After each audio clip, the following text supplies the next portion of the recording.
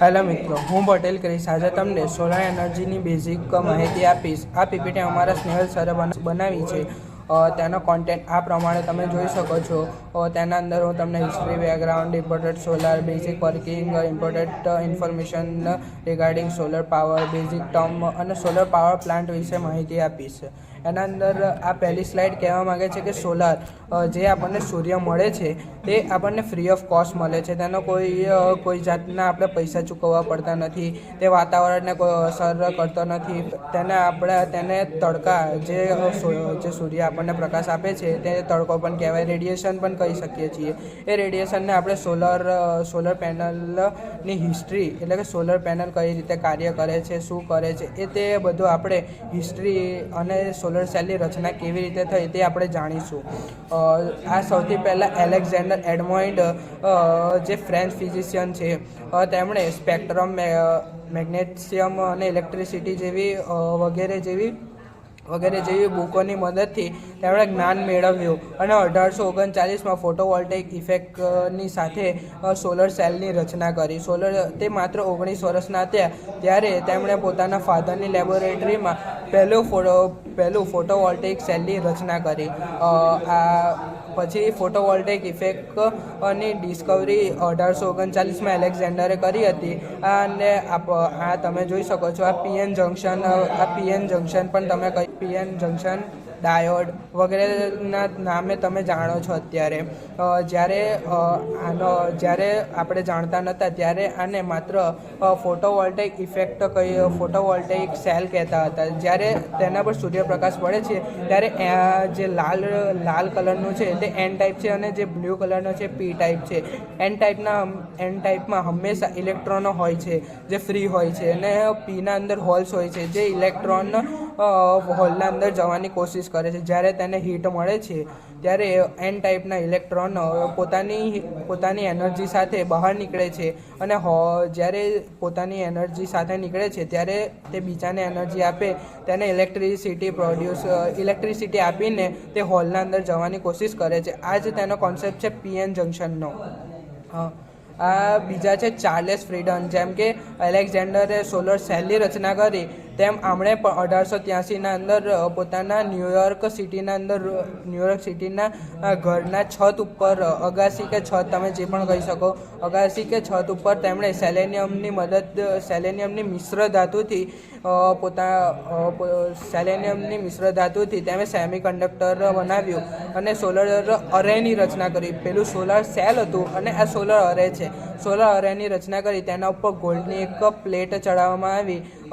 ત્યારે 100% electricity efficiency આપતા માત્ર 1% એફિશિયન્સી મળતી હતી. તેથી તેનો કોસ્ટ વધી જતો, એટલે કે તેનો ખર્ચો વધી જવાના કારણે તેને સેલ તરીકે એનર્જી સપ્લાય તરીકે ઉપયોગ ન થયો. પછી આપણને સૂર્યની મદદથી આપણે બીજું એક મહત્વનું એલિમેન્ટ મળી ગયું જેને રેતી પણ કહેવાય. રેતીને આપણે જ્યારે 99.999 પર પીગળાવીએ અથવા સળગાવીએ ત્યારે આપણને સિલિકોન ક્રિસ્ટલ મળે છે. તેનો ઉપયોગ સોલર પેનલમાં પણ થાય છે. અને રેતી અને કાર્બનને જ્યારે 2000 સેલ્સિયસ સુધી સળગાવીએ અથવા પીગળાવીએ, તમે જે પણ કહી શકો, સળગાવો, પીગળાવો, ત્યારે આપણને રો સિલિકોન મળે છે. રો સિલિકોનની મદદથી રો સિલિકોન અને હાઇડ્રોજનની મદદથી આપણે પોલીક્રિસ્ટલિન સિલિકોન બનાવ્યો. તે એક પ્લેટ એટલે કે સિલિકોન વેફર તરીકે પણ અત્યારે સિલિકોન વેફર પણ કહેવાય છે તેને. પછી સિલિકોન વેફર એ સોલર સેલનું એક હૃદય છે. જેમ કે આપણા અંદર હૃદય હોય છે તે રીતે સોલર સેલમાં પણ એક હૃદય હોય છે જેને સોલર સેલ પણ એટલે ફોટોવોલ્ટેઇક સેલ પણ કહી શકો છો. એનું સ્ટ્રક્ચર એટમ જેવું, એટલે કે આપણે કેમેસ્ટ્રીમાં તમે ભણાવશો, એટલે કે પહેલાં જે ઇલેક્ટ્રોન હોય છે તેની આજુબાજુ કક્ષાઓ હોય છે. તે રીતે આપણે ફોસ્ફરસનું જોઈએ તો એના અંદર 5 ઇલેક્ટ્રોન હોય છે. 5 ઇલેક્ટ્રોનના અંદર પહેલી કક્ષામાં 4 ઇલેક્ટ્રોન આવી ગયા, પણ જે એક ઇલેક્ટ્રોનનો રખડતો હોય છે તેને આપણે ફ્રી ઇલેક્ટ્રોન કહીએ છીએ. જેમ કે મેં તમને આગળ સમજાવ્યું, રિફ્લેક્ટેડ એટલે કે જ્યારે સૂર્યનો પ્રકાશ પડે છે ત્યારે 10% રિફ્લેક્ટ થઈ જાય છે. બીજો આ એબ્ઝોર્બ આ 10% રિફ્લેક્ટ થઈ જાય છે. આ છે એબ્ઝોર્બ્ડ, એટલે કે માત્ર 3% જ એબ્ઝોર્બ થાય છે અને બીજો બધો ટ્રાન્સફર થઈ જાય છે. એટલે કે જ્યારે સૂર્યના કિરણો પડે છે ત્યારે આ સીધી સપાટી છે પણ આના ઉપર ગ્લાસ લગાડેલો હોય છે, તેથી આ રિફ્લેક્ટ થઈ જાય છે. પણ જે એબ્ઝોર્બ છે તે સૂર્યના કિરણોને જ્યારે તેના અંદર સિલિકોન ને બધા મિક્સ મટીરિયલ વાપરવામાં આવ્યું છે તેથી તે અંદર જાય છે અને અમુક કિરણો ટ્રાન્સફરન્ટ થઈ જાય છે. તમે જોઈ શકો છો આ સરફેસ ટ્રીટમેન્ટ. જ્યારે સરફેસ ટ્રીટમેન્ટનો આવી ખરબચડી સપાટી શેની હોય છે, પેનલની અંદર ક્યાં હોય છે તે હું તમને જણાવીશ. ટાઇટેનિયમ ડાયોક્સાઇડનું મટીરિયલને આવી રીતે ખરબચડી સ્થિતિમાં રાખવામાં આવ્યું જેથી સૂર્યના કિરણો આવી રીતે સ્ટ્રેટ પડે તો તે આવી રીતે ખૂણામાં જઈને આડાઅવળા જઈને તે અંદર જઈ શકે. તે જ રીતે જો આપણે તેને આવી રીતે સીધી સપાટી પર રાખવામાં આવ્યો તો આગળ મેં તમને જણાવ્યું જો આવી રીતે રિફ્લેક્ટ થઈ જાય. સેલેનિયમ મોનોક્સાઇડ, આ જે બીજું લેયર છે એ સેલેનિયમ મોનોક્સાઇડ છે અને જે છેલ્લું આ વ્હાઇટ લેયર છે એ સિલિકોનનું છે. આ મેં આગળ તમને જણાવ્યું આ સ્લાઇડ તે જ કહેવા માંગે છે. એટલે 10% વેવ લેન્થ રિફ્લેક્ટ થઈ જાય છે, 3% એબ્ઝોર્બ થાય છે અને બીજી બધી ટ્રાન્સફરન્ટ હોય છે. પછી આપણે ફોટોનને શોધવા માટે આ એક સૂત્ર છે E = H × F. આપણું કોન્સ્ટન્ટ હોય છે અને F ની ફ્રીક્વન્સી આપણે ફ્રીક્વન્સી શોધીશું, એટલે કે તે ફોટોનની ફ્રીક્વન્સી આપણે શોધીશું. જેમ કે તમે આગળ ભણ્યા હતા પાઈની વેલ્યુ કેવી 3.14 કોન્સ્ટન્ટ હોય છે, તે જ રીતે આ Hની વેલ્યુ કોન્સ્ટન્ટ આપેલી છે 4.136 × 10⁻50 EV. EV નો મતલબ થાય છે ઇલેક્ટ્રોન વોટ્સ. હવે તમે અહીંયા જોઈ શકો છો 1.1 EV શોધવાનું કહ્યું છે તો આપણે તે રકમને આપણે અંદર મૂકીશું. 1.1 = 4.136 × 10⁻50 અને F આપણને આપ્યું નથી તેથી આપણે F શોધીશું.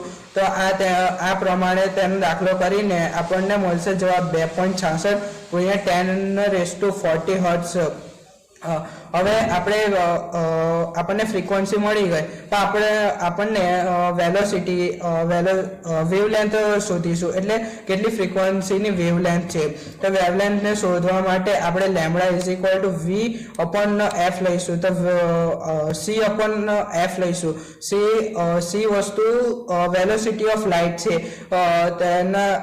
એના ભાગ્યા f જે આપણને ફ્રીક્વન્સી મળી અહીંયા 2.66 × 10⁻40 હર્ટ્ઝ તે આપણે મૂકીને જવાબ મળશે આપણને 1110 નેનોમીટર.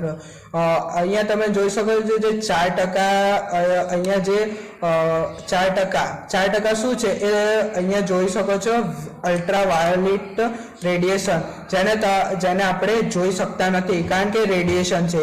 જે 44% રેડિયેશન છે જે આ કલરિંગ છે તેને આપણે જોઈ શકીએ છીએ. જે બીજું 52% રેડિયેશન છે તેને આપણે જોઈ શકતા નથી, તે અદ્રશ્ય છે. 0 થી માંડીને 1110 નેનોમીટર લગીન જે નેનોમીટર પર સૂર્યપ્રકાશ પડે એટલે કે સૂર્યના કિરણો પડે તેટલું જ પ્રોડ્યુસ થઈ શકે, એટલે કે તેટલા જ ઇલેક્ટ્રોનનો પ્રોડ્યુસ થઈ શકે છે. ને જે 19% એટલે અહીંયા તમે જોઈ શકો 1110 થી 2500 પણ તેની વેવલેન્થ બહુ જ ઘટી ગઈ ને તે 19% તેના કરતાં ઘટી ગઈ, તેથી તે પ્રોડ્યુસ થતા નથી, તેથી ઇલેક્ટ્રોનનો વહન કરતા નથી અને તેથી પૂરો ઇલેક્ટ્રોનનો પ્રોડ્યુસ થતો નથી, એટલે નોટ સુટેબલ. અહીંયા પણ તમે જોઈ શકો છો 19% વેસ્ટેજ લખેલું જ છે, જેને 1110 નેનોમીટર કરતા ઘટી જાય તો તે ઇલેક્ટ્રોન પ્રોડ્યુસ થતો નથી, તેથી આપણે 19% વેસ્ટેજ ગણીશું. ને જે ગરમીના સિઝનના અંદર જે હીટ પડે છે તેના લીધે જે એક્સ્ટ્રા ઇલેક્ટ્રોનનો પ્રોડ્યુસ થવાના હોય છે પણ અમુક વાદળાના કારણે તે પ્રોડ્યુસ થઈ શકતા નથી, એટલે તેના 33% અથવા 33%ની આસપાસ એનર્જી લોસ થઈ જાય છે. એટલે 33% વત્તા આપણે જોયું આગળ 19%, તો 33% વત્તા 19% કરીએ તો આપણને 52% લોસીસ મળે છે. હવે તમે અહીંયા જુઓ, અહીંયા સેલ હોય છે. આ સેલ માત્ર બધા મિશ્ર ધાતુનો બનેલો છે. તે સેલ માત્ર 0.5 વોટ પ્રોડ્યુસ કરે છે. હવે 0.5 વોટથી માત્ર નાની એલઈડી સળગી શકે છે, એટલે એલઈડી ચેતી શકે છે. પણ આપણે આ સેલની મદદથી આપણે તેને એક મોડ્યુલ બનાવવામાં આવ્યું. આ 0.5 વોટને આપણે એક મોડ્યુલના અંદર એટલે કે એક પેનલ તરીકે બનાવવામાં આવ્યું. આને મોડ્યુલ કહેવામાં આવે છે. જ્યારે આ મોડ્યુલને ભેગા કરીએ ત્યારે અરે કહેવાય છે. પહેલા સેલ બનાવ્યું જે 0.5 વોટ પ્રોડ્યુસ કરતું હતું, પણ આપણે જાણીએ છીએ એટલે 0.5 વોલ્ટથી કશું ચાલી શકે તે એમ નથી. તો તેના વધારે સેલ જોડીને આપણે તેને એક મોડ્યુલમાં કન્વર્ટ કર્યું. જેમ કે તમે સાંભળ્યું હશે, યુનિટી હેવ અ સ્ટ્રેન્થ, એકતાનો બળ. એટલે તે જ રીતે સેલને મોડ્યુલમાં અને મોડ્યુલને અરેમાં કન્વર્ટ કરીને આપણે તે 0.5 વોલ્ટને 50 કિલોવોટ, 10 કિલોવોટ એ રીતે તે રીતે આપણે તેને બદલવામાં આવ્યું. એટલે 0.5 વોટને આપણે એકતા સાથે કરીએ તો આપણે અરે કરીને આપણે તેને 50 કિલોવોટ લગીને પણ આપણે લઈ જઈ શકીએ છીએ.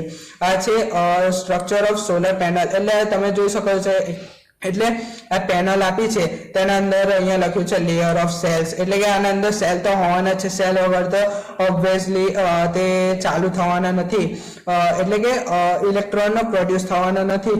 ગ્લાસ કવર, આના ઉપર એક ગ્લાસ કવર લગાવવામાં આવ્યું છે. જો આપણે આને ખુલ્લું મૂકવામાં આવે તો તેના ઉપર પંખી અથવા કોઈ પણ વસ્તુ વાંદરા આવીને તેને તોડી શકે છે અથવા તેને નુકસાન પહોંચાડી શકે છે. તેથી આપણે તેના ઉપર ગ્લાસ કવર મૂકવામાં આવ્યું.